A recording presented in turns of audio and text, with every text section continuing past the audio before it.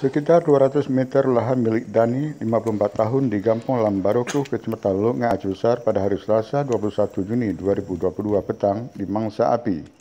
Petugas piket Damkar BPBD Aceh Besar Pos Pekanbadak menerima informasi dari anggota Damkar DPKP Kota Banda Aceh tentang kejadian kebakaran lahan tersebut yang disampaikan oleh warga setempat.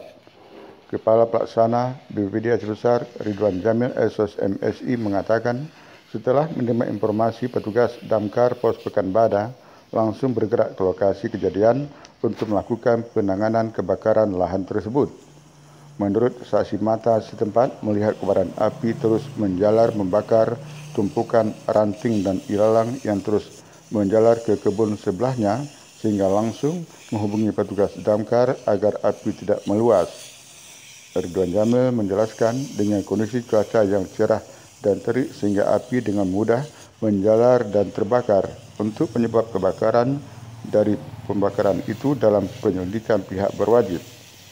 Petugas piket Pos Pekanbadak mengerahkan 1 unit armada dengan dukungan 7 personel ke lokasi kejadian untuk melakukan pemadaman.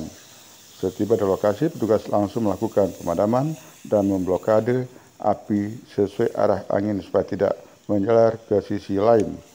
Pemadaman baru selesai dilakukan oleh petugas pada pukul 19.31 waktu Indonesia Barat. Tim Liputan Unimika Aceh melaporkan.